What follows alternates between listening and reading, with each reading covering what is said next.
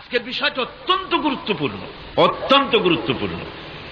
কোরআনে কারীমের মধ্যে আল্লাহ রাব্বুল আলামিন বলেন, وَمَا خَلَقْتُ الْجِنَّ وَالْإِنسَ إِلَّا لِيَعْبُدُونَ।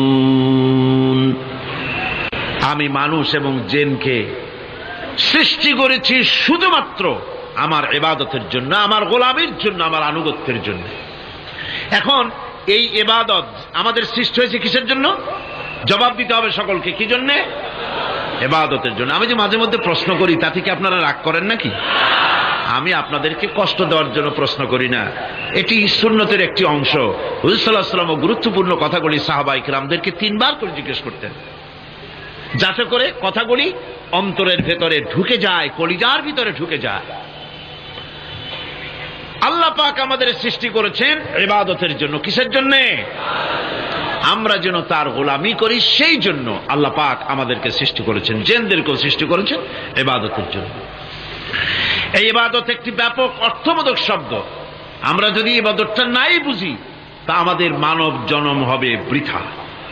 ইবাদত হচ্ছে আল্লাহর পছন্দনীয় জিনিসগুলি আমল করে তার সন্তুষ্টি অর্জন করার জন্য প্রচেষ্টা চালানো জীবনের সকল ক্ষেত্রে। এর মধ্যে ইবাদতের ভিতরে এমন এক ব্যাপক অর্থ যে এর ভিতরে নামাজ, রোজা, হজ, যাকাত, সত্য কথা, আমানতদারি, দিয়ানতদারি, প্রতিবেশীর হক আদায় করা, মাতা পিতাকে শ্রদ্ধা করা, প্রতিবেশীর হক আদায় করা, স্ত্রীর হক আদায় করা, সৎ কাজের আদেশ করা, অসৎ কাজের নিষেধ করা, জিহাদ ফি সাবিলিল্লাহ করা, এ সব কিছুই হচ্ছে ইবাদতের মধ্যে শামিল। জিকির আজগার করা, তেলাওয়াত করা, আমলে সালেহ করা, এভাবে করে আল্লাহ পাককে খুশি করার জন্য আল্লাহর নির্দেশ মাফিক কাজগুলি করা, সবটাই হচ্ছে ইবাদতের মধ্যে শামিল।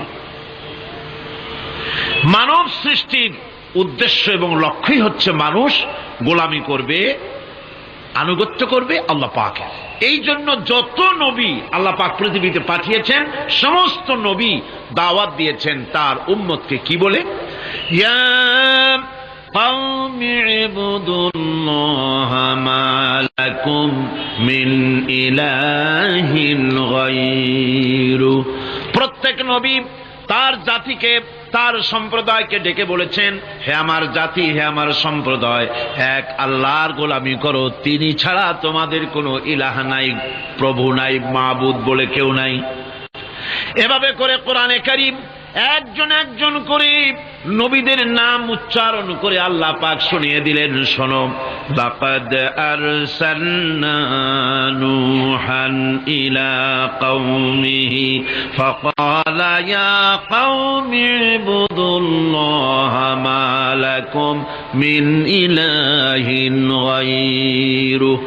আল্লাহ পাক বলেন, আমি নূহ আলাইহিস সালামকে তার কওমের জন্য নবী করে পাঠালাম, আর নূহ আলাইহিস সালাম তার জাতিকে ডেকে বললেন, ও আমার জাতি, ও আমার সম্প্রদায়, এক আল্লাহর গোলামি করো, তিনি ছাড়া তোমাদের কোনো রব নাই, ইলাহ নাই, মাবুদ নাই।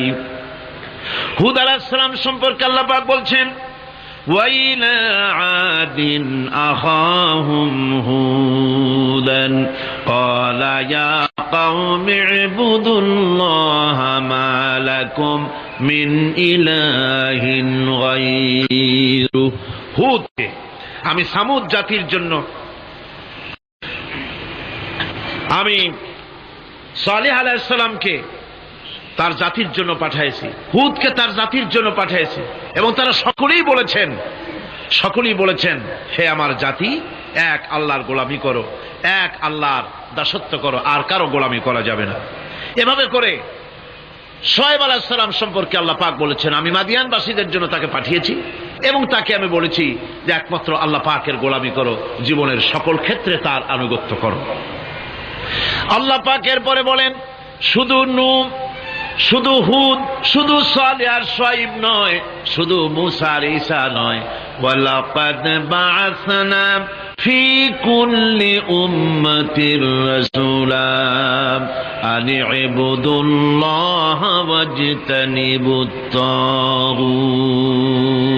আমি প্রত্যেক জাতির জন্যই রাসূল প্রেরণ করেছি, এবং সকলেই দাওয়াত দিয়েছেন, আন ইবুদুল্লাহ ওয়াজতানিবুত তাগুত, এক আল্লাহর গোলামি করো, এক আল্লাহর আনুগত্য করো, আর তাগুতকে বর্জন করো।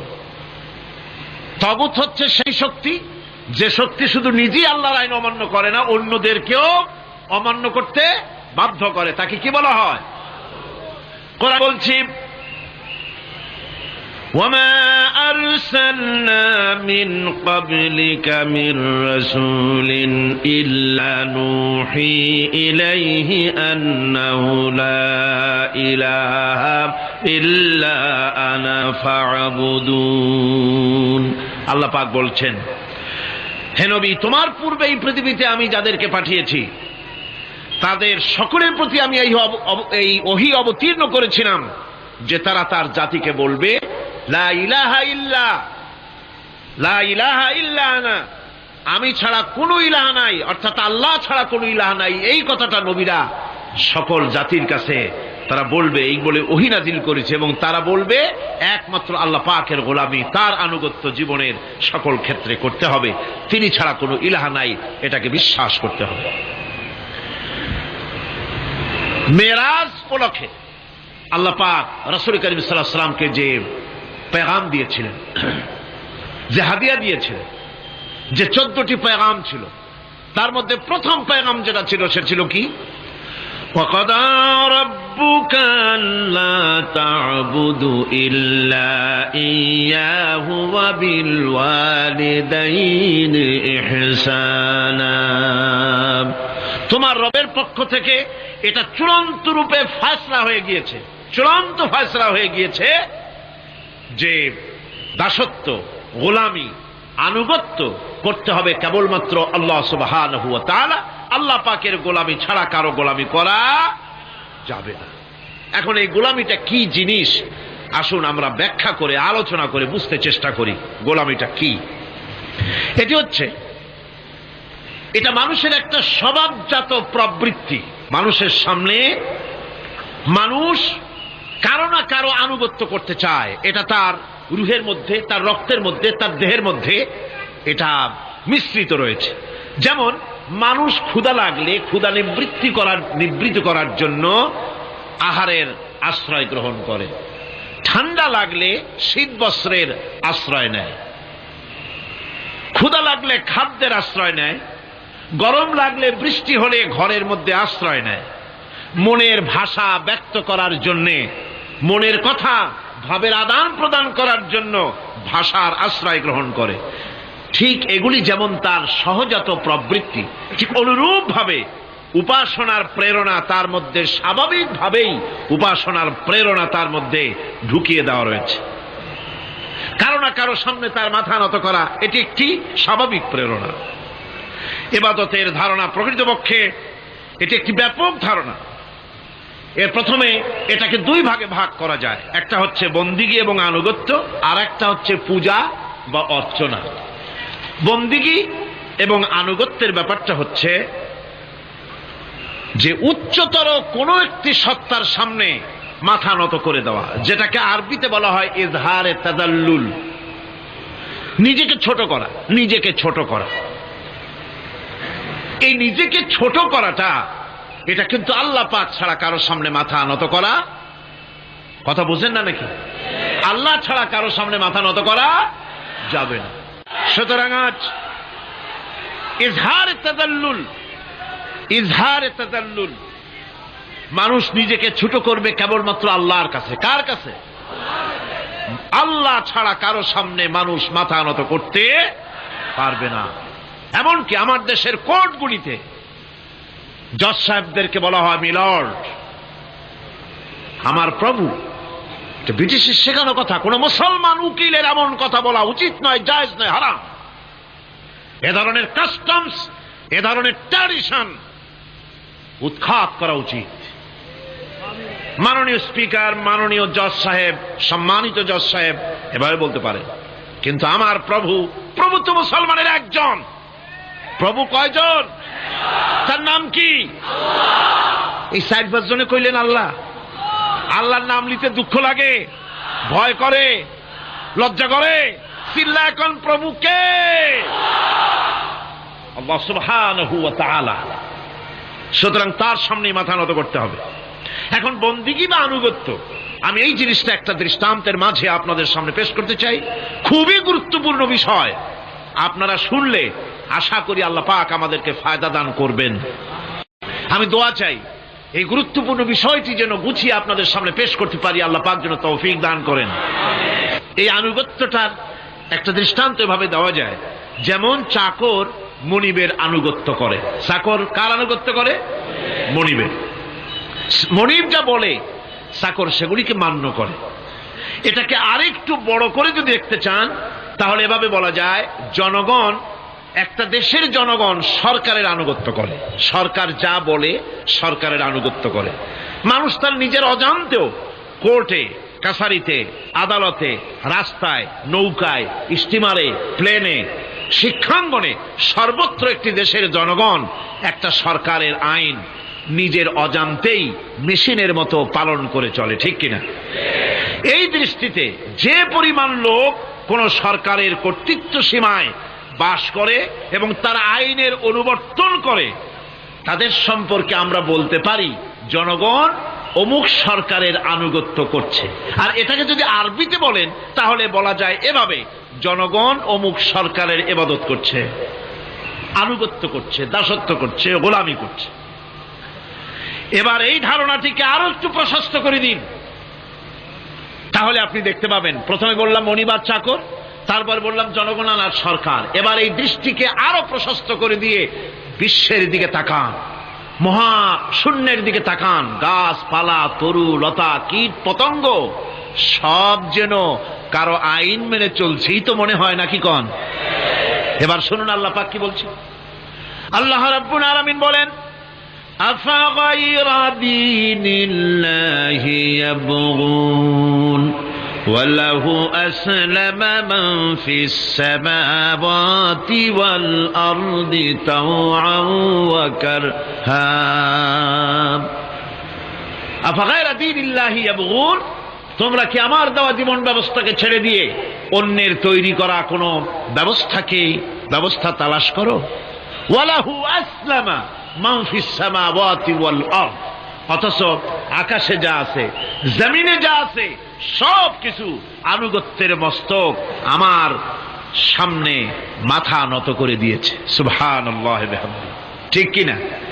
একটি ধূলি কণা থেকে শুরু করে নক্ষত্র লোক অবধি যা কিছু আমরা দেখতে পাই, যা দেখি না, সব হুকুম মানে কার? এই আইনের বৃদ্ধাচরণ করার ক্ষমতা কারো নাই। এটাকে বলা যায় গোটা বিশ্ব চরাচর আনুগত্য করছে, গোলামি করছে, ইবাদত করছে। কার করছে? আল্লাহ পাকের। এটাকে ইংরেজিতে বলা হয় ল অফ নেচার, এটাকে আরবিতে বলা হয় কানুনে ফিতরত, এটাকে বাংলায় বলা হয় প্রকৃতির আইন। এই আইনকে লঙ্ঘন করার ক্ষমতা কারো নাই। বন্ধুগণ, এই পৃথিবীর আপনি লক্ষ্য করে দেখবেন, কোরআন মাজিদে এই বন্দিগিকে কোথাও ইবাদত বলেছে, কোথাও তাসবিহ বলেছে, কোথাও তাকদীস বলেছে, কোথাও সুজুদ বলেছে, কোথাও কুনুত বলেছে। আল্লাহ রাব্বুল আলামিন এই ইবাদতকে, আল্লাহ পাকের এই আনুগত্যকে বিভিন্ন শব্দে ব্যবহার করেছেন। যেমন وَلَهُ مَنْ فِي السَّمَاوَاتِ وَالْأَرْضِ وَمَنْ عِنْدَهُ لَا يَسْتَكْبِرُونَ عَنْ عِبَادَتِهِ وَلَا يَسْتَحْسِرُونَ। আসমান এবং জমিনে যা কিছু আছে সব আল্লাহ পাকের, আর যে সব ফেরেশতারা তার নিকটে আছে তারা সবাই আল্লাহ পাকের বন্দেগী করছে। আল্লাহ পাকের বন্দেগী করার ভিতরে কেউ ত্রুটি করছে না। ইউসাব্বিহুনাল লাইলা ওয়ান নাহারা লা ইয়াফতুরুন, তারা রাত দিন তার প্রশংসা কীর্তনে মাথা নত করে দিয়ে কোন রকমের বিশ্রাম ছাড়া, শৈথিল্য ছাড়া সব আল্লাহ পাকের জিকির করছে, তাসবিহ করছে, আনুগত্য করছে। আকাশের সমস্ত ফেরেশতারা, কত ফেরেশতা তার তো কোনো ঠিক ঠিকানা নাই, কত লক্ষ লক্ষ ফেরেশতা আছে শুধু রুকুর হালতে আছে, কেউ তো সেজদার হালতে আছে, কেউ তো কিয়ামের হালতে আছে, আর যার উপরে যে ডিউটি আছে সেই ডিউটি পালন করছে, সব আল্লাহ পাকের আনুগত্য করে চলছে। এভাবে করে আল্লাহ পাক বলছেন যে আমার আনুগত্য এবং আমার তাসবিহ, আমার গুণকীর্তন করার জন্য সবাই এর মধ্যে ব্যস্ত আছে। ইউসাব্বিহু লিল্লাহি মা ফিস সামাওয়াতি ওয়া মা ফিল আরদ আল মালিকিল কুদ্দুসিল আজিজিল হাকীম। ইউসাব্বিহু লিল্লাহি, তাসবিহ পড়ছে, সাব্বাহা ইউসাব্বিহু তাসবিহান, তাসবিহ পড়েছে, তাসবিহ পড়ছে, তাসবিহ পড়বে। কিয়ামত পর্যন্ত যা কিছু আছে আকাশে, যা কিছু আছে জমিনে, যা কিছু আছে এর মাঝখানে, সব তাসবিহ পড়ছে কার? আল্লাহ পাকের জিকির করছে, তাসবিহ করছে।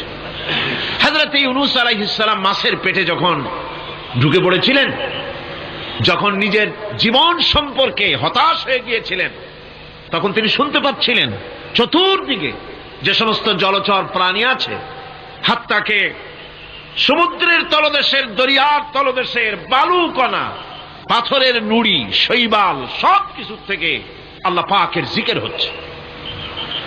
ভিতর থেকে আওয়াজ আসতেছে, আল্লাহ আল্লাহ আল্লাহ আল্লাহ আল্লাহ আল্লাহ আল্লাহ আল্লাহ আল্লাহ, জোরে বলেন আল্লাহ আল্লাহ আল্লাহ আল্লাহ আল্লাহ আল্লাহ আল্লাহ। হযরত ইউনূস আলাইহিস সালাম তখন বললেন, লা ইলাহা ইল্লা আনতা সুবহানাকা ইন্নী কুনতু মিনাজ জালিমিন। পড়েন সবাই, লা ইলাহা ইল্লা আনতা সুবহানাকা ইন্নী কুনতু মিনাজ জালিমিন। লা ইলাহা ইল্লা আনতা, তুমি ছাড়া কোনো ইলাহ নাই, আমি তোমার প্রশংসা করছি, আমি তোমার পবিত্রতা ঘোষণা করছি, আমি নিজের উপর জুলম করেছি। গাছপালা, তরুলতা সব তাসবিহ পড়ছে, জিকির করছে কার? আল্লাহ পাকের। এই জন্য রাসূল কারীম সাল্লাল্লাহু আলাইহি ওয়াসাল্লাম বলেছেন, গাছের পাতাটিও ছিঁড়ো না, প্রয়োজন হলে গাছটা কেটে ফেলো, কিন্তু বিনা প্রয়োজনে গাছের পাতাও ছিঁড়ো না, কারণ গাছের পাতা আল্লাহ পাকের জিকির করছে। কার জিকির করে? গাছপালা, তরুলতা, কীট পতঙ্গ সব আল্লাহ পাকের তাসবিহ করছে, জিকির করছে। কোরআনে কারীম বলছে, ওয়ালিল্লাহি মুলকুস সামাওয়াতি ওয়াল আরদি ওয়া ইলাল্লাহিল মাসীর। আকাশ মণ্ডল এবং জমিনের বাদশাহী আল্লাহ পাকের, এবং তারই কাছে আমাদের সকলকে ফিরে যেতে হবে। মালিক হচ্ছেন তিনি, আর তার তাসবিহ আকাশ জমিন, যা দেখতে পাই, যা দেখতে পাই না, এর মধ্যস্থিত যা কিছু আছে সব কিছুই আল্লাহ পাকের তাসবিহ গুণকীর্তনে সব নিরত আছে। অন্য আয়াতে আল্লাহ পাক বলেন, ওয়ালাহু মান ফিস সামাওয়াতি ওয়াল আরদি কুল্লুন লাহু কানিতুন। আসমান এবং জমিনে যা আছে তা সবই আল্লাহর নির্দেশের সামনে মাথা নত করে দিয়েছে। শুধু তাই নয়, আশ-শামসু ওয়াল কমারু বিহুসবানিন ওয়ান নাজমু ওয়াশ-শাজারু ইয়াসজুদান। সূর্য এবং চন্দ্র হিসাব অনুযায়ী আবর্তিত হচ্ছে, এবং বৃক্ষ এবং নক্ষত্ররাজি সেজদায় রত হয়ে আছে। সব আল্লাহ পাকের সামনে মাথা নত করে দিয়েছে। এই ইবাদত, তাসবিহ, আজ্ঞা অনুবর্তিতা, নিয়মানুবর্তিতা, সচেতনতা, সকল কিছু সকলেই মিলে আল্লাহ পাকের একটি ধূলিকণা থেকে শুরু করে পাহাড় পর্বত পর্যন্ত সব আল্লাহর নিয়ম কানুন মেনেই চলছে। আপনি দেখতে পাচ্ছেন সমুদ্রে যে জোয়ার এবং ভাটা হয়, কার নির্দেশে হয়? কার নির্দেশে হয়? আরো লক্ষ্য করুন, সমুদ্রের পানি লবণাক্ত, এই নোনা পানি, সমুদ্রের নোনা পানিগুলি পদ্মা, মেঘনা, যমুনা ব্রহ্মপুত্র, শীতলক্ষা, সুরমা, এসব মিষ্টি পানির ভিতরে জ্বরের টানে লবণাক্ত পানিগুলি ঢুকে যায়। আবার ভাটির টানে মিষ্টি এলাকার পানিগুলি সব গিয়ে সমুদ্রের মধ্যে, নোনা পানির মধ্যে চলে যায়। মাঝখানে কোনো পার্টিশন নাই, মাঝখানে কোনো হেজাব নাই, কোনো বেড়া নাই, বাদ নাই। অথচ নোনা পানি মিষ্টি পানির ভিতরে গিয়ে মিষ্টি পানিরে নোনা বানায় না, নোনা পানি মিষ্টি এলাকায় গিয়ে মিষ্টি পানিরে নোনা বানাইতে পারে না। এই যে আল্লাহ পাকের হুকুম মেনে সব চলতেছে, জোয়ার ভাটাগুলি হতেছে, রাত আর দিন চলতেছে। রাত 12টার সময় সূর্য এসে বলে না রাত সর, আমি এখন দিন বানায় ভালাবো। বেলা 12টার সময় রাতের আগমন ঘটতে পারে না। لا الشمس ينبغي لها أن تدرك القمر ولا الليل سابق النهار وكل في فلك يسبحون। সূর্য চাঁদকে অতিক্রম করতে পারে না, চাঁদ সূর্যকে অতিক্রম করতে পারে না, কারো সঙ্গে কারো বাধা হয় না, টক্কর লাগে না। সব আল্লাহ পাকের হুকুম মেনে ইলা আজালিম মুসাম্মা, নির্ধারিত সময় পর্যন্ত সবাই যাতায়াত করবে। শুধু তাই নয়, আল্লাহ পাকের এক বিরাট সিস্টেম, এক বিরাট কুদরতের মাধ্যমে গোটা পৃথিবী চলছে, এর কোনো পরিবর্তন হবে না। নারকেল গাছে কোনোদিন বেল হবে না, বেল গাছে কোনোদিন তাল হবে না, কাঁঠাল গাছে কোনোদিন খেজুর হবে না, আবার খেজুর গাছে কোনোদিন লিচু হবে না। হবে নাকি? ওয়ালান তাজিদা লিসুন্নাতিল্লাহি তাবদীলা। আমার প্রকৃতির আইনের মধ্যে, আমার ল অফ নেচারের ভেতরে কোনো পরিবর্তন হবে না। সবগুলি আমার আইন মানতে হবে। এখন হতে পারে এমন যে ব্যক্তি আল্লাহরে মানে না, ব্যক্তি বোঝেন না নাকি বোঝেন না, একটা মানুষ আল্লাহরে মানে না, ও না মানতে পারে। যে জিহ্বাটে দিয়া বলে দেয়ার ইজ নো গড, স্রষ্টা বলতে কেউ নাই, যে জিহ্বাটে দিয়া বলে সে জিহ্বা হুকুম মানে কার? আল্লাহ পাকের হুকুম মানে। কিরকম? জিহ্বার উপরে যদি তিতা রাখা আপনি বলেন তিতা থুইছি, তাতে কি হয়েছে? খবরদার তিতার টেস্ট নিবি না, তিতা টক এই টেস্ট নিতে পারবি না। আপনার কথা জিহ্বা শুনবে? শুনবে। ওর উপরে যে নির্দেশটা আছে সেই নির্দেশ অনুযায়ী সে কাজ করবে। টয়লেটে গিয়ে আপনি নাকেরে কবেন যে খবরদার, আমি একটা বিরাট অফিসার, অনেক টাকা পয়সার মালিক, অথবা বিরাট একটা মন্ত্রী টন্ত্রী কিছু একটা, সবাই আমার হুকুম মানে, তোকেও মানতে হবে, খবরদার দুর্গন্ধ যেন নাকের মধ্যে না ঢোকে।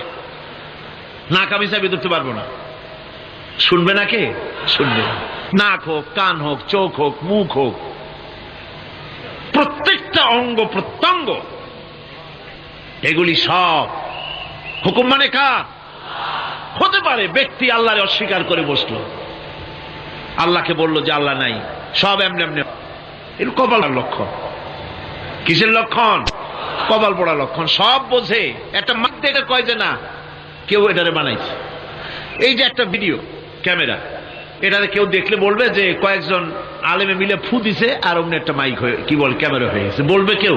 কোনো পাগলেও কবে? এই প্যান্ডেলটা দেখে কি মনে হবে? 4-5 জন পিসা বাইসা কোসাইর কোনায় দাঁড়াইয়া ফু দিছে, সাথে সাথে প্যান্ডেল হয়ে গেছে। এটা কথা হইল? একটা ছোট্ট টেবিল, একটা চাপ দেখলে পরে মানুষ বলে নিশ্চয়ই এটা কেউ বানাইছে। আজিব, এত বড় বিশাল আকাশ, এত সুন্দর জমিন, এত সুন্দর দেহ, এই মানুষ, গাছপালা, তরুলতা, কীট পতঙ্গ, পাহাড়, নদ নদী, এ সব কিছু দেখে কেবলমাত্র কপাল পোড়াই বলতে পারে যে কেউ নাই, এমনি এমনি হয়েছে। আজিব তামাশা। এমনি এমনি একটা চাউল তৈরি হয় না, একটা ডিম তৈরি হয় না, এমনি এমনি পৃথিবীতে হয়ে গেল। সবগুলির পেছনে আল্লাহ পাক আছেন, তিনি সৃষ্টি করেছেন। এখন উপাস্যের প্রতি এই সৃষ্টি মানুষের দৃষ্টি আকর্ষণ করে। উপাস্য পাও না কে আল্লাহ, তা ঠিক পাও না, তা দেখাবার জন্য এই পৃথিবীর আল্লাহর সৃষ্টি প্রত্যেকটি পদার্থ, প্রত্যেকটি জিনিস ইঙ্গিত করে নিঃসন্দেহে কেউ না কেউ আছে, আর তার নাম হচ্ছে আল্লাহ। তার নাম কি? আরো জোরে বলেন, নাম কি? আল্লাহ পাক। এখন প্রশ্ন ওঠে আল্লাহরে বানাইছে কেনা? বলে তো মুরগি আগে না ডিম আগে? ডিম যদি আগে হয়ে থাকে তো ডিমটারে পারলো কে? আর মুরগি যদি আগে হয়ে থাকে, কোথার থেকে মুরগি এসে উড়ে এসে জুড়ে বসলো, আইলো কই থেকে? আল্লাহ যদি একজন থেকেই থাকেন তাহলে তার স্রষ্টাকে? এই প্রশ্ন তুলেছেন বার্টন রাসেল। প্রশ্ন তুলেছে স্রষ্টার স্রষ্টা কে? আমি দেখলাম এক আর্মি অফিসার একটা বই লিখেছেন, আমার এত ভালো লাগলো। বইটার নাম হচ্ছে আল কোরআন দ্য চ্যালেঞ্জ, মহাকাশ পর্ব। দারুণ লিখেছেন তিনি, আপনারা যদি পান খুঁজে নিয়ে পড়বেন। সে বইয়ের শেষ ভাগে গিয়ে তিনি এটার জবাব দিয়েছেন, স্রষ্টার স্রষ্টাকে তাই তুমি তালাশ করো। কানা চায় মানে কুজো চায় চিতই শুইতে। একটা লবণ কণার দৃষ্টান্ত তিনি দিয়েছেন। একটা লবণ কণা, একটি লবণ কণার ভিতরে যতগুলি মলিকুল থাকে, একটা লবণ কণার ভিতরে যতগুলি ক্যালাস থাকে, একটা লবণ কণার ভিতরে যতগুলি উপকরণ আর উপাদান থাকে, অর্থাৎ একটা লবণ কণা যত উপকরণ যত উপাদান ধারণ করে, তার ধারণ ক্ষমতা যতখানি, এতখানি জিনিস ধারণ করতে 1000 বার্টন রাসেলের মগজের দরকার। একটা লবণ কণা, সেইটার চিন্তা করাই কঠিন। আর এত বড় মহাবিশ্ব যিনি সৃষ্টি করেছেন তার স্রষ্টাকে তালাশ করতে চাও, এটা কি স্বাভাবিক কথা? এটা পাগলের প্রশ্ন হতে পারে, এটা পাগলের প্রশ্ন হতে পারে। গ্যাগারিন টিটপ আর প্রথম মহাশূন্যচারী ছিল। গ্যাগারিন বেটা মহাশূন্য ঘুরি টুরি আসা কয় কি, কয় যে মুসলমানেরা যারে কয় আল্লাহ, হিন্দুরা যারে কয় ভগবান, খ্রিস্টানরা যারে কয় গড। মহাশূন্য এত ঘুরলাম, আল্লাহরেও দেখলাম না, ভগবানেরও দেখলাম। আজিব তামাশা। তুমি তো তোমার শরীরটাই দেখো না, তোমার শরীরটাই তো তুমি দেখতে পাও না। তোমার মাথার তালুটা কেমন তা কি দেখছো কখনো? আয়না নিচের দিকে দিয়ে ঠ্যাং উপরের দিকে দিয়ে তাকাইলে যদি দেখো মাথার তালু কেমন। নিজের ঘাট দেখো না, পিঠ দেখো না, নিজের হিপ দেখতে পারো না। আয়না টায়না সাইড বাসখান না নিয়ে দেখার উপায় নাই কোন জায়গায় কি আছে শরীরে। নিজের শরীরটাই দেখো না, কত বড় সাহস! এই শরীরের স্রষ্টাকে দেখতে চাও? লা তুদরিকুহুল আবসার। কোন দৃষ্টি শক্তি তাকে মুহাইয়া করতে পারবে না। তার দৃষ্টি সকলকে আয়ত্ত করবে, কিন্তু পৃথিবীর কোন দৃষ্টি শক্তি তাকে আয়ত্তের ভিতরে নিতে পারবে না। মুসা আলাইহিস সালামের মতো পয়গম্বর, তিনি বলেছিলেন রব্বি আরিনি, রব্বি আরিনি, আল্লাহ আমি তোমারে দেখতে চাই। আল্লাহ পাক বলেছেন লান তারানি, কখনোই দেখতে পারবে না। সুবহানাল্লাহ বিহামদিহি।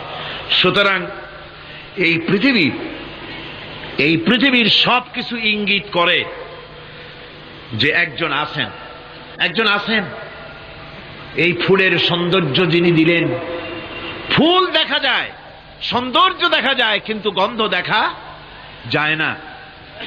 এই পানির মিষ্টতা, মিষ্টি পানি, ফুলের গন্ধ, জোনাকি পোকার আলো, এই যে সুন্দর সুন্দর জিনিস দিয়ে আল্লাহ পাক এই বিশ্বকে সজ্জিত করেছেন, এ সব কিছুই ইঙ্গিত করে নিঃসন্দেহে একজন আছেন। আর যিনি আছেন তার নাম হচ্ছে কি?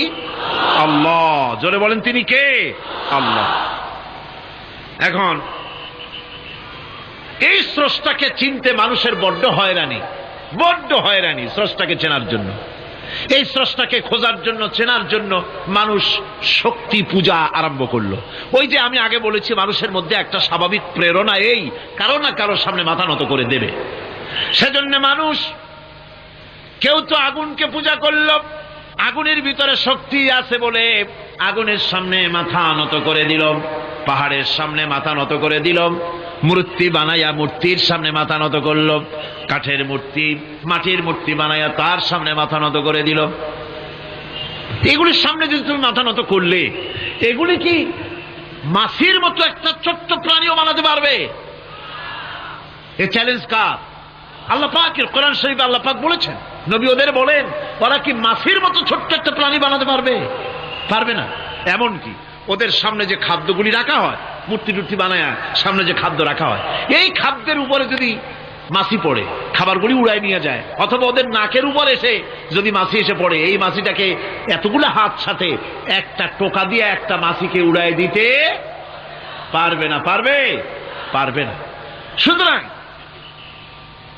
বুঝতে হবে, একথা বুঝতে হবে, স্রষ্টাকে তালাশ করতে গিয়ে মানুষেরা আগুনের পূজা করলো, পাথরের পূজা করলো, গাছের পূজা করলো, মাছের পূজা করলো, সাপের পূজা করলো, বাঘের পূজা করলো, শেষ পর্যন্ত সেক্সুয়াল অর্গান, এটার বাংলা করলাম না, এটারও পূজা করলো। এটাকে একটা শক্তির প্রতীক মনে করে এটার সামনেও মাথা নত করলো। বন্ধুগণ, মাটির পূজা করলো, জমিনকে নিজের মা মনে করে এটার পূজা করলো। অথচ আল্লাহ পাক পরিষ্কার করে বলে দিয়েছেন, লা ইলাহা ইল্লা আনা ফা'বুদুন, আমি ছাড়া কোনো ইলাহ নাই, আল্লাহ ছাড়া কোনো ইলাহ নাই। কোরআনে কারীম বলছি, ইন্নাল্লাযীনা তাদউনা মিন দুনিল্লাহি ইবাদুন আমসালুকুম। আল্লাহ পাক বলেন, আমাকে বাদ দিয়ে তোমরা যার সামনে মাথা নত করো, যার সামনে পূজা করো, অর্চনা করো, বন্দিগি করো, ওটা তোমার মতো আমার আরেকটি গোলাম। তুমি যেমন আমার গোলাম, ওটাও আমারই গোলাম। এই আল্লাহ সুবহানাহু ওয়া তাআলা তিনি বলছেন, আমাকে বাদ দিয়ে যার সামনে মাথা নত করো, ওরা আমার গোলাম। সূর্য কার গোলাম? চন্দ্র কার গোলাম? সাপ বলেন, বাঘ বলেন, আগুন বলেন, সব কার গোলাম? এগুলি সব কার কথা শোনে? আগুন যতই পূজা করেন, আগুনের মধ্যে আপনি পড়লে আগুন কি ছাড়বে? ছাড়বে না। তবে হ্যাঁ, আগুনের মালিক যদি বলে তাহলে ছাড়িয়ে দিবে, ঠিক কিনা? ইব্রাহিম আলাইহিস সালামকে আগুনের ভিতরে যখন ফেলে দেওয়া হচ্ছে, ফেরেশতা বলতেছিল, আমার কাছে সাহায্য চাও, আগুন থেকে বাঁচায় দেই। হযরত ইব্রাহিম বলেছিলেন, আমার তো পরীক্ষা হতেছে, ইমতিহান হতেছে, আমাকে ডিস্টার্ব করো না, আমি তোমার কাছে কেন সাহায্য চাইব? আমি আগুনে পুড়লে পরে আমার মাবুদ, আমার খোদা, আমার আল্লাহ তিনি যদি খুশি হন, তাহলে আমার এমন আল্লাহকে খুশি করার জন্য 1000 বার পুড়তে রাজি আছি। তোমার কাছে কেন সাহায্য চাইব? আমি তো অন্ধ, আল্লাহর ইবাদত করি না যিনি আমার দুঃখ দুর্দশা নিজের চোখে না দেখেন। আগুনের মধ্যে পড়ে গেলেন। আল্লাহ পাক আগুনকে অর্ডার করে দিলেন, ইয়া নারু কুনি বারদাও ওয়া সালামান আলা ইব্রাহিম। আগুন, আমার ইব্রাহিমের জন্য ঠান্ডা হয়ে যা, শান্তিদায়ক ঠান্ডা হয়ে যা। তাহলে দেখা গেল আগুনের মালিক হচ্ছেন আল্লাহ পাক। আল্লাহ পাক আজও যদি কোনো পূজা করা রাখবেন আগুনের, আগুনের পূজা করা তো হারাম।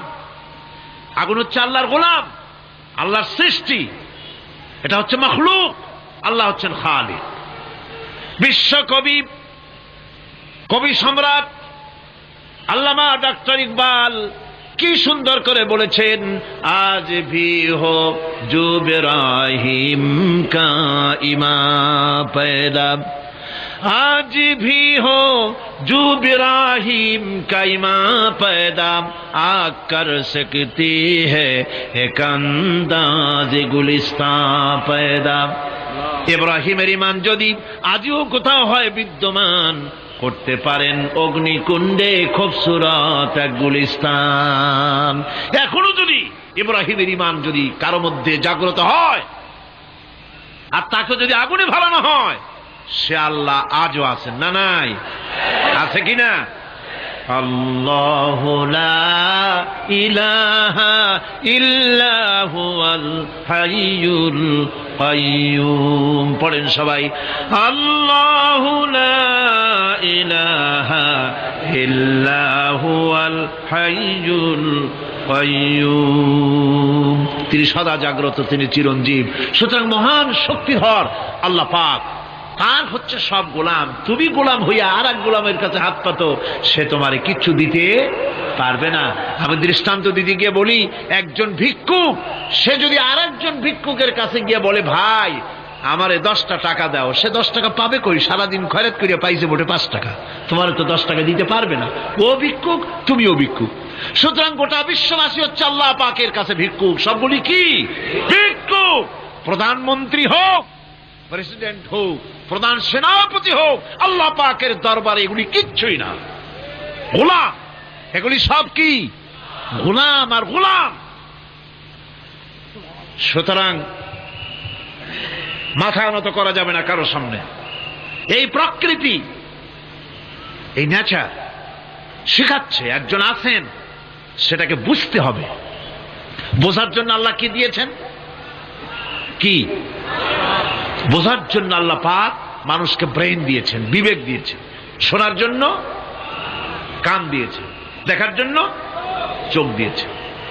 আল্লাহ পাক বলছেন লাহুম কুলুবুন লা ইয়াফকাহুনা বিহা ওয়া লাহুম আয়ুনুন লা ইউবসিরুনা বিহা ওয়া লাহুম আযানুন লা ইয়াসমাউনা বিহা উলাইকা কাল আনআম বাল হুম আযাল উলাইকা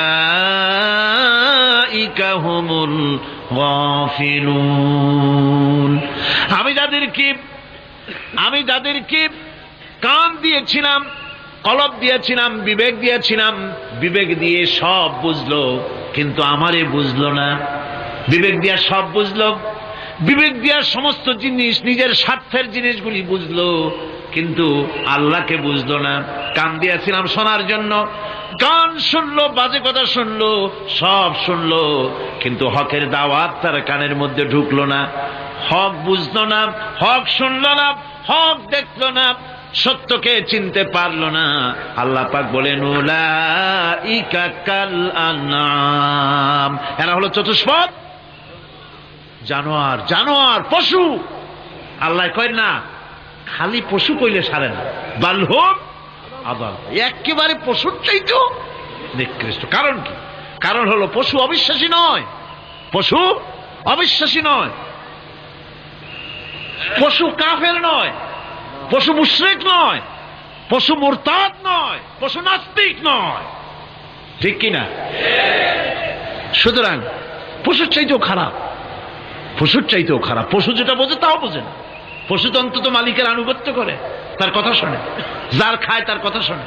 কুত্তাটাও, কুকুরও যার খায় তার কথা শোনে, ঠিক কিনা গণ? অথচ যে আল্লাহ রাব্বুল আলামিন খেতে দিলেন, পড়তে দিলেন, সব কিছু দিলেন, তার ইবাদতটা বুঝতে চেষ্টা করলো না, তার ইবাদত বুঝতে চেষ্টা করলো না, তার গোলামি করতে জানলো না। সুতরাং এগুলি হচ্ছে উলাইকা কাল আনআম, এগুলি চতুষ্পদ জন্তু এবং জানোয়ারের মতো, বরং তার থেকেও নিকৃষ্ট। মানুষকে আল্লাহ পাক জ্ঞান দিয়েছিলেন, সেই জ্ঞান দিয়ে সে দূরবীন আবিষ্কার করলো, জ্ঞান দিয়ে দূরবীন আবিষ্কার করলো, যাতে করে শকুনের চাইতেও তীক্ষ্ণ দৃষ্টি সম্পন্ন হয়। সে গাড়ি আবিষ্কার করলো যাতে করে চিতাবাঘের চাইতেও বেশি দৌড়াইতে পারে। সে সাবমেরিন আবিষ্কার করলো যাতে করে মাছের চাইতেও বেশি দ্রুতগামী হয়ে চলতে পারে পানির তলা দিয়া। এ সব কিছুই করলো, কিন্তু তার মনুষ্যত্বকে বাড়াইতে পারলো না, মনুষ্যত্বকে বাড়াতে পারলো না। এই মনুষ্যত্বই ছিল সবচেয়ে বড় জিনিস।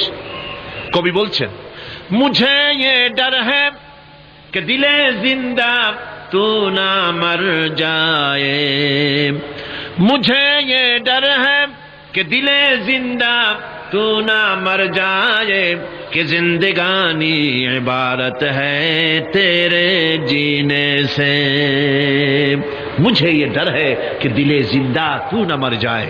আমার এই ভয় হয়, হে আমার জীবন্ত আত্মা, তোর না অপমৃত্যু হয়ে যায়। কারণ তোর যদি অপমৃত্যু হয় তাহলে আমার তো বেঁচে থাকার কোনো লাভ নাই। আমরা তো আমাদের আত্মা, জীবিত আত্মাকে মেরে ফেলছি, জীবিত আত্মাকে মেরে ফেলছি, আত্মাকে বিকশিত করছি না। আত্মাকে বিকশিত করতে হবে। এই আত্মা বিকশিত হবে কিভাবে? সব জিনিসের খাবার আল্লাহ পাক এই জমিনে তৈরি করেছেন, ঠিক কিনা কর? সকলের খাবার এই জমিনে। মানুষ যেহেতু তৈরি হয়েছে এই মাটি দিয়ে, সেই জন্য আল্লাহ রাব্বুল আলামিন মানুষের খাবার মাটি দিয়ে তৈরি করে দিয়েছেন। কলা দিয়েছেন, কচু দিয়েছেন, আলু দিয়েছেন, মূলা দিয়েছেন, তাল দিয়েছেন, বেল দিয়েছেন, মাছ দিয়েছেন, তরকারি দিয়েছেন, পনির দিয়েছেন, দুধ দিয়েছেন, গোশত দিয়েছেন। খাবারের কোনো অভাব রাখেন নাই, সব মাটি দিয়েছে। কিন্তু যে ফুট আমাদের ভিতরে, যে আত্মাটা আমাদের মধ্যে, যে আত্মা থাকলে পরে বাঁচি, আত্মা না থাকলে পরে মরে যাই, সেই রুহের খাবার আমরা কেউ দিতেছি না। রুহটা কি? আল্লাহ পাক বলছেন নবী, আপনাকে প্রশ্ন করা হয় ওয়ায়াসআলুনাকা আনির রূহ কুলির রূহু মিন আমরি রাব্বি। নবী হে, প্রশ্ন করা হয় রূহ কি জিনিস? এর জবাব হচ্ছে এই বলে দিন, রূহ হচ্ছে আল্লাহর একটু অর্ডার, একটু হুকুম তোমার ভিতরে কাজ করছে। ওই রূহেরও কিছু খাবার আছে, ওই রূহেরও কিছু খাবার আছে। সেই রূহকে খাবার জমিনে তৈরি হবে না। রুহু গোশত খাবে না, পনির খাবে না, দুধ খাবে না, সর খাবে না, ফল খাবে না, কি খাবে? রুহের খাবার। যেহেতু রুহু এই পৃথিবীতে তৈরি হয় নাই, রুহ এসেছে আলমে আরওয়াহ থেকে, সেজন্য রব্বুল আলামিন রুহের খাবার পাঠিয়েছেন লৌহ মাহফুজ থেকে।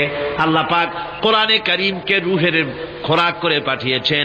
রুহকে যদি বাঁচাতে চান তাহলে তার একমাত্র খাদ্য হতেছে তেলাওয়াতে কোরআন। তেলাওয়াতে কোরআন, যত তেলাওয়াত করবেন ততই মজা লাগবে। সুবহানাল্লাহ, কোন সুবহানাল্লাহ। একটু হারাম শরীফ থেকে বেড়ায় আসেন। টাকা পয়সা যাদের আছে তাদের বলছি, পয়সা করি যাদের আছে, সিঙ্গাপুর বেড়ায়। আরে সিঙ্গাপুর বেড়ায় করবা কি? মার্কেটিং ছাড়া আর কিছুই নাই। সিঙ্গাপুর, ব্যাংকক, হংকং এই সমস্ত জায়গায় ঘুরে টুরে আসে খুব দেখে আসছে। টাকা নষ্ট করে লাভ নাই, বরং পয়সা করি যদি আল্লাহ দিয়ে থাকেন হস্ত করবেনই। পয়সা করি বেশি থাকলে রমজান মুবারকে উমরা করে এসেন। রাসূল করিম সাল্লাল্লাহু আলাইহি ওয়াসাল্লাম বলেছেন, যে ব্যক্তি রমজান মুবারকে উমরা করলো সেজন্য আমার সাথে হজ আদায় করলো। কেন বলি? এই জন্য বললাম, আল্লাহ পাক আমাকে কয়েকবার নসিব করেছেন। সেখানে যখন রমজান মুবারকে যখন তেলাওয়াত হতে থাকে তারাবিহের ভেতরে, মনে হচ্ছে যেন আকাশ থেকে ওহী নাজিল হতেছে। মানুষের চোখের পানি, নাকের পানি একাকার হয়ে যায় হারাম শরীফের ভিতরে। সেখানে তো মুনাজাত সারা বছর মুনাজাত হয় না, মুনাজাত হয় রমজান মুবারকে বেতেরের নামাজের ভিতরে। বেতেরের নামাজের ভিতরে ইমাম সাহেব হাত তুলে মুনাজাত করেন। অন্তত 8 থেকে 10 লক্ষ মানুষ হজের মৌসুমের মতো কাঁদতে কাঁদতে পাগল হয়ে যায়। কোরআন কি মজা! কোরআন হচ্ছে রুহের খাবার। আমরা তো রুহের খাওয়াই না, ঘোড়ার উপরে চড়ি, গাধার উপরে চড়ি। ঘোড়ারে গাধারে জন্মের মতো মোটেই খাইতে দেই না, নিজে খাই জন্মের মতো। খাইয়া ঘোড়ারে খাইতে দেওয়া হয় না, গাধারে খাইতে দেওয়া হয় না। ফলে ওর উপরে যখন সওয়ার হয় তখন ঘোড়া গাধা না খাইতে খাইতে একদিন 4 ঠ্যাং 4 দিকে দিয়া জায়গায় চিপে মরা ছাড়া আর কোনো পথ থাকে না। আমাদের মানুষেরা খায় কি? সুবহানাল্লাহ। এই যে শবে বরাত আসতেছে, কি যে খাবে! দিশা আগের থেকে লিস্ট তৈরি হয়ে যায় কতটা আইটেম তৈরি করা হবে। রমজান মাসে আল্লাহ একটু কম টম মান্দায় খাবে। একটা রমজান মাস আল্লাহ দিলেন, সেই রোজার মাসে যে সারাদিন খায় না, এটাকে উসুল করে ইফতারের সময় সে যে কত খাবার, চোখ ছানা বড় হয়ে যাবে দেখলে। পেঁয়াজি, বেগুনি, হালিম, শরবত, তরমুজ, বেল, কলা, কচু, না কি খাইতে খাইতে মাগরিবের রক্ত শেষ। কয় ভাই নামাজটা কোন রকম পড়ে আসি, তারপরে খাবো না। আবার গেল নামাজ পড়তে, আবার এসে খাইলো, খাইয়া তারপরে আবার ভাত খাইলো। কেমনি যে খায় আল্লাহ জানে, গলায় আঙ্গুল দিলে পাওয়া যায় এরকম খাইয়া। তারপরে তারাবি পড়তে দাঁড়ায় না, জনমের মতো খাইলে পরে তো অলস হবে শরীর। তারাবি পড়তে দাঁড়াইছে, লম্বা কেরাত হচ্ছে, উনি রুকুতে আছে, ইমাম সেজদায় চলে গেছে, ওনার খবর নেই। অথবা উনি সেজদায় পড়ে আছেন, ইমাম কোথায় উঠে গেছে তার খবর নেই। সুবহানাল্লাহ। সুতরাং নিজে খাইয়া পেটটারে দুম্বার মতো সাইজ বানাইয়া কোনো লাভ নাই। পেট বড় বানাবেন না, সিনা বড় বানান। সিনা বড় বানান, সিনার ভিতরে কোরআন ধারণ করেন, মজা পাবেন।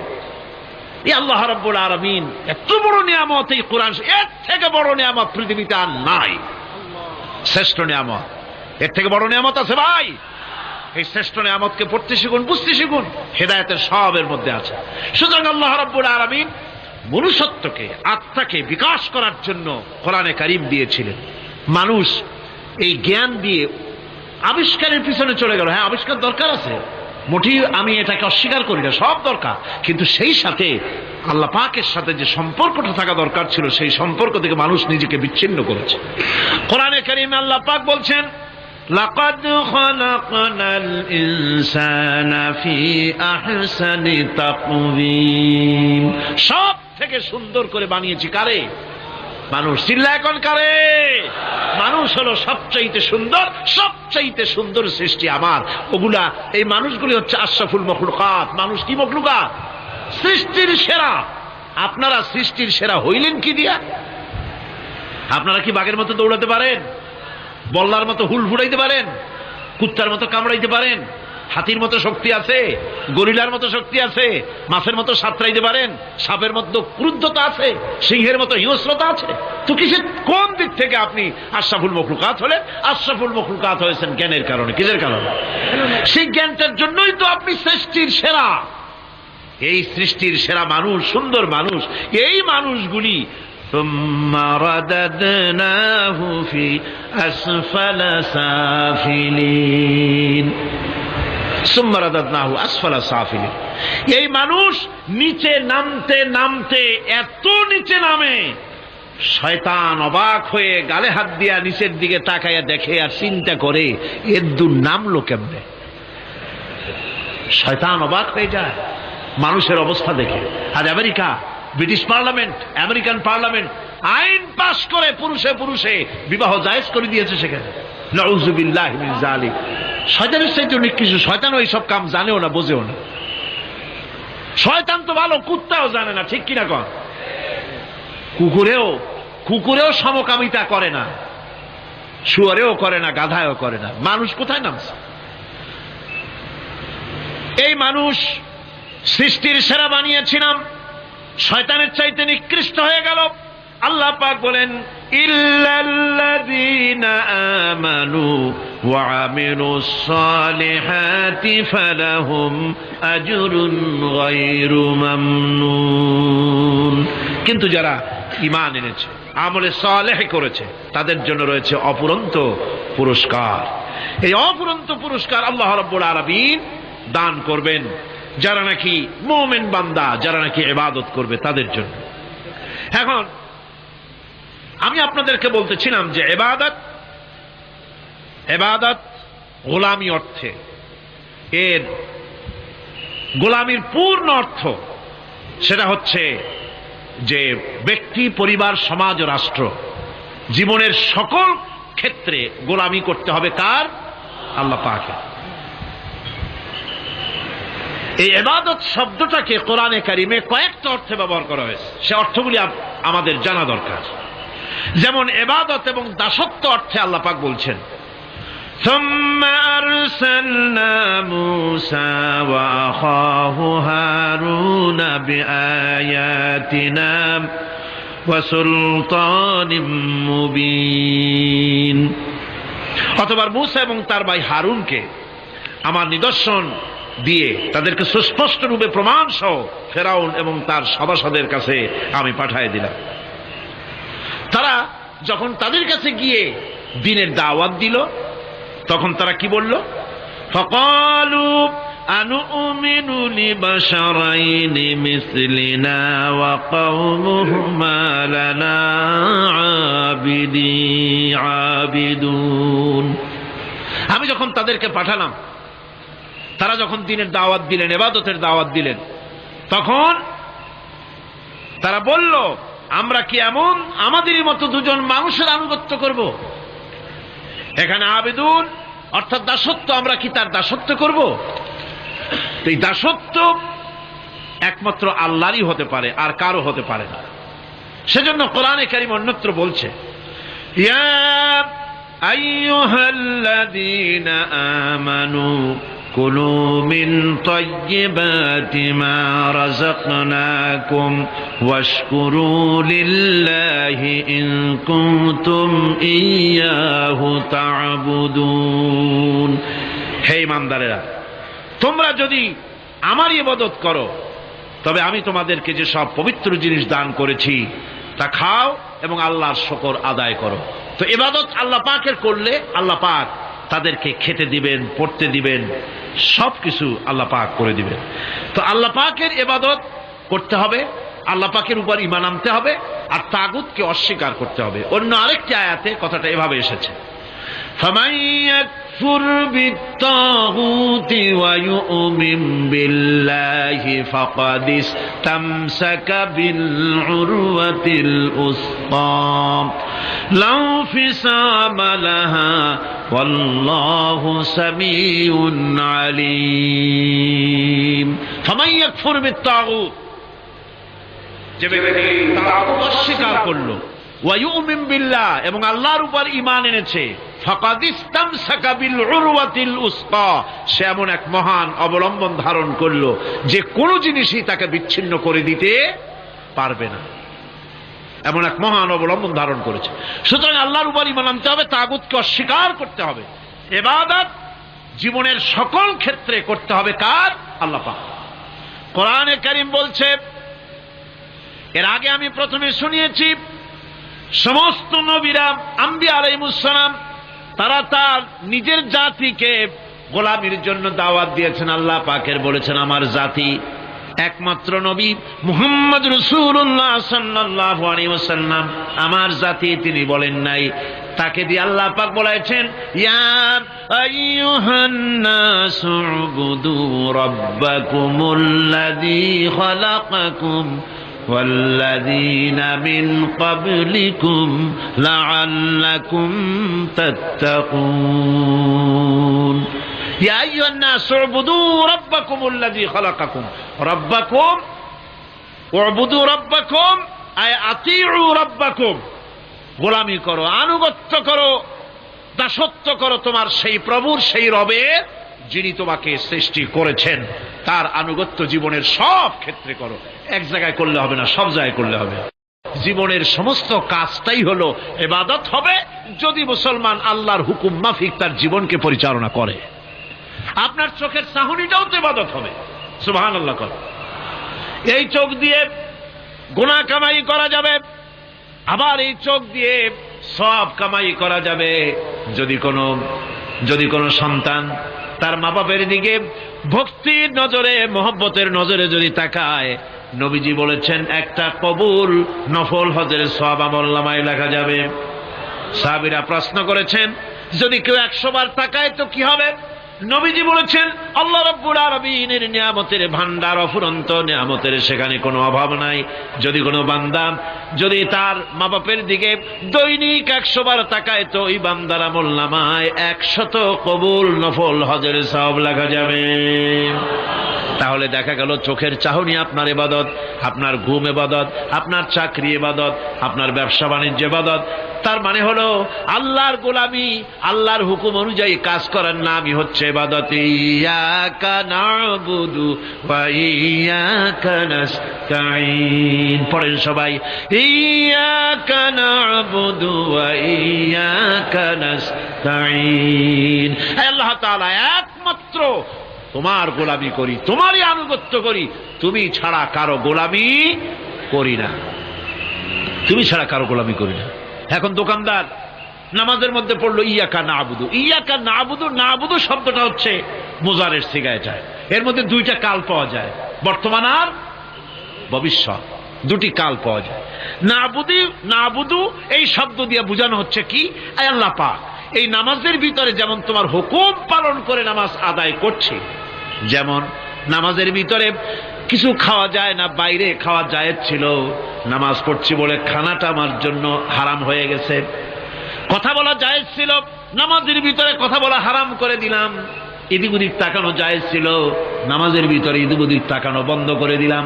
তার মানে আমার জন্য চিরস্থায়ী, সব সময়ের জন্য আমার জন্য হালাল করে দেওয়া জিনিসগুলি এই নামাজের ভিতরে অল্প সময়ের জন্য হারাম করে প্রমাণ করে দিলাম। মাবুদ গো, এই নামাজের পরে চিরস্থায়ী হারামগুলি এইভাবে আমার জন্য হারাম করে নেব। ইয়াকা না'বুদু, নামাজটা পড়ছি যেভাবে করে, নামাজের বাইরের জীবন চালাবো সেইভাবে করে। সেজদা দিলেই তো সওয়াব হয়। সেজদা দিলে কি হয়? সওয়াব হয়। যদি কেউ 5-6টা সেজদা দিয়ে দেয় এক রাকাতের মধ্যে তো কি হবে? যদি কেউ নামাজ পড়লে তো সওয়াব হয়। ফজরের নামাজ যদি 4 রাকাত পড়ে তো কি হবে? মাগরিবের নামাজ যদি 2 রাকাত পড়ে অথবা 4 রাকাত পড়ে তো কি হবে? ইচ্ছে করে যদি এভাবে করে, ভুল করবে নয়, ইচ্ছে করে যদি করে, তাহলে আল্লাহর আইনের সঙ্গে বিরোধিতা করছে বলে সে বিদ্রোহী হিসাবে প্রমাণিত হবে। সুতরাং কথা হচ্ছে নামাজের ভিতরে আয় আল্লাহ পাক ইয়াকা না'বুদু, এই নামাজের ভিতরে তোমার হুকুম মেনে যেভাবে নামাজ আদায় করি, নামাজের বাইরের জীবনটাও তোমার হুকুম মেনে পালন করব। এটাই হচ্ছে ইবাদতের মূল থিম, মূল আইডিয়া, মূল ফিলসফি। নামাজ ইবাদত করতে হবে জীবনের সব ক্ষেত্রে। নামাজের ভিতরে বললাম ইয়াকা না'বুদু। দোকানদার, এই লোকটা কি? দোকানদার, ঘি বিক্রি করবে, ঘি আনছে দোকানে, তারপরে নামাজ পড়তে দাঁড়িয়েছে। দোকানের পেছনে ছোট্ট ঘর আছে, নামাজ পড়তে দাঁড়িয়েছে, শুরু করে দিল আল্লাহু আকবার, আলহামদুলিল্লাহি রাব্বিল আলামিন, আর রহমানির রহিম, মালিকি ইয়াউমিদ্দিন, ইয়াকা না'বুদু ওয়া ইয়াকা। তাড়াতাড়ি পড়তে হবে যেহেতু খরিদ্দার আসতেছে। খরিদ্দার 2-4 জন ভিড় জমায়েছে, নামাজ ছেড়ে দিয়েছে। কর্মচারীকে ডাকছে, বেটা শোন, ভিতরে আসলো। আমি তো কেবল খাঁটি ঘি নিয়ে আসছি, ওর মধ্যে তো ভেজাল দিই নাই। তাড়াতাড়ি করে ওর মধ্যে যা দিয়ে ভেজাল দিতে হয় ভেজাল টাজাল দিয়ে ঠিক মতো দিয়া তারপরে বিক্রি করবি। 100 টাকা কিনছিস, 250 টাকা করে বিক্রি করবি। আল্লাহ আকবার, রহমান রহিম, মালিক ইয়াউমিদ্দিন, ইয়াকা না'বুদু ওয়া ইয়াকা নাস্তাঈন। এটা নামাজ হইল কর? এই নামাজের আল্লাহর কোনো দরকার আছে? কোনো দরকার নাই। ইবাদত তো হবে নামাজ যার হুকুমে, ব্যবসা তার হুকুমে। নামাজে সেজদা দিব যার হুকুমে, রোজা রাখবো তার হুকুমে, নামাজ পড়বো যার হুকুমে, অর্থনীতি চালাবো তার হুকুমে, নামাজ পড়বো যার হুকুমে, আমার দেশের কলকারখানা চলবে, নামাজ পড়বে যার হুকুমে, পার্লামেন্ট চলবে তার হুকুমে, নামাজ পড়বো যার হুকুমে, রাজনীতি চলবে তার হুকুমে। এর উল্টা পাল্টা যদি হয় মুসলমান মানতে পারেন কখনই। সুতরাং মুসলমানকে আনুগত্যের মস্তককে অবনত করে দিতে হবে আল্লাহ পাকের সামনে। আল্লাহর সঙ্গে আর বান্দার সঙ্গে হক আছে। বান্দার উপরে আল্লাহর হক এবং আল্লাহর উপরে বান্দার হক কি, এ ব্যাপারে একটি হাদিস আপনাদেরকে শোনানো যায়। হাদিসটি হচ্ছে ওয়ান মুআজ বিন জাবাল রাদিয়াল্লাহু তাআলা আনহু قال كنت رديف النبي صلى الله عليه وسلم على حمار فقال لي يا معاذ أتدري ما حق الله على العباد وما حق العباد على الله। হযরত মুআজ বিন জাবাল রাদিয়াল্লাহু তাআলা আনহু বলেন যে আমি রাসূল করিম সাল্লাল্লাহু আলাইহি ওয়াসাল্লামের পেছনে তার গাধায় সওয়ার ছিলাম। তিনি আমাকে জিজ্ঞেস করলেন, মুআজ তুমি কি জানো বান্দার উপরে আল্লাহর হক কি এবং আল্লাহর উপরে বান্দার হক কি? তিনি বললেন, আল্লাহু ওয়া রাসূলুহু আ'লামু, আল্লাহ এবং তার রাসূল খুব ভালো করে জানেন। রাসূল করিম সাল্লাল্লাহু আলাইহি ওয়াসাল্লাম জবাব দিলেন, ক্বালা হাক্কুল্লাহি আলাল ইবাদ আন ইয়াবুদুহু ওয়া লা ইউশরিকু বিহি শাইয়্যা ওয়া হাক্কুল ইবাদি আলাল্লাহ আন লা ইউআযযিবু মান লা ইউশরিক বিহি শাইয়্যা। আল্লাহর নবী বলেন, বান্দার উপরে আল্লাহর উপরে বান্দার হক হতেছে, আল্লাহর উপরে বান্দার হক হতেছে বান্দা আল্লাহ পাকের ইবাদত করবে, আল্লাহর গোলামি করবে, আল্লাহর আনুগত্য করবে, দাসত্ব করবে। সেই আনুগত্য ইবাদত আর গোলামির ভিতরে কাউকে শরীক স্থাপন করবে না। বান্দার উপরে আল্লাহর হক হতেছে যেই বান্দা আল্লাহ পাকের ইবাদত করবে, গোলামি করবে, আর কোন শিরক করবে না, কিয়ামতের দিন ওই বান্দা সম্পর্কে আল্লাহর হক হবে বান্দাকে জাহান্নামের আগুন আল্লাহ পাক হারাম করে দিয়ে তার জান্নাত দিয়ে দিবেন। এটাই হলো বান্দার উপর আল্লাহ পাকের হক। সুতরাং ইবাদত হবে সলিড কার জন্য? আল্লাহ পাকের জন্য। জোরে বলেন কার জন্য? একমাত্র, কেবলমাত্র, শুধুমাত্র আল্লাহ পাকের জন্য গোলামি হবে। সেই গোলামির কথাটাই আমরা কোরআনে কারীমের মধ্যে সূরা ফাতিহায় প্রত্যেক দিন প্রতি রাকাতে আমরা পড়ি, ইয়্যাকা না'বুদু ওয়া ইয়্যাকা নাস্তাঈন। আয় আল্লাহ তাআলা, কেবলমাত্র তোমার ইবাদত করি, কেবলমাত্র তোমারই দাসত্ব করি, আর কারো আনুগত্য দাসত্ব করি না। এই গোলামি, এই দাসত্ব আল্লাহ পাক আমাদেরকে করার তৌফিক দান করুন। আমরা বলি আমিন। আমাদের জীবনে ওঠায় বসায়, চলায় ফেরায়, বক্তৃতায়, ভাষণে, বিয়েতে, শাদীতে, আমাদের ইলেকশনে, আমাদের নির্বাচনে, আমাদের অর্থনীতিতে, রাজনীতিতে, আমাদের সমাজনীতিতে, পরিবারের নীতিতে, জীবনের সব ক্ষেত্রে আমরা গোলামি যেন করতে পারি কার? আল্লাহ পাকের। নামাজের ভিতরে যে কথাটা বলি, এই কথাটা যেন আমাদের বাস্তব জীবনে আমরা কার্যকরী করতে পারি। আল্লাহ পাক যেন তৌফিক দান করেন। মুনাজাতের জন্য দাঁড়ানো লোকেরা সব বসেন। আল্লাহুম্মা আমিন। রব্বানা যালামনা আনফুসানা ওয়া ইল্লাম তাগফির লানা ওয়া তারহামনা লানাকুনান্না মিনাল খাসিরিন।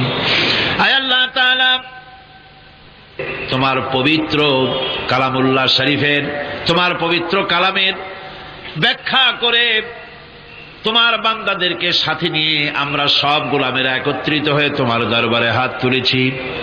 মেহেরবানি করে আমাদের আলোচনা, জিকির, আজকার, তেলাওয়াতের সওয়াব রাসূল করিম সাল্লাল্লাহু আলাইহি ওয়াসাল্লামের রূহ মুবারকে পৌঁছায় দাও। হে আল্লাহ তাআলা, আমাদের মধ্য থেকে যাদের মা বাপ দুনিয়া থেকে বিদায় হয়ে গেছে, কবরগুলিকে জান্নাতের টুকরায় পরিণত করে দাও রব্বুল আলামিন। আয় আল্লাহ তাআলা, সারা জীবন গুনাহ করে করে আমরা আমাদের জীবন নষ্ট করে ফেলেছি, দয়া করে আমাদের তামাম জিন্দেগির গুনাহ খাতা মাফ করে দাও। রব্বানা তাকাব্বাল মিন্না ইন্নাকা আনতাস সামিউল আলিম ওয়া তুব আলাইনা ইন্নাকা আনতাত তাওয়াবুর রহিম। সুবহান রাব্বিকা রাব্বিল ইজ্জাতি আম্মা ইয়াসিফুন ওয়া সালামুন আলাল মুরসালিন আলহামদুলিল্লাহি রাব্বিল আলামিন। ওয়াজআল آخر كلمتنا عند الموت لا إله إلا الله محمد رسول الله.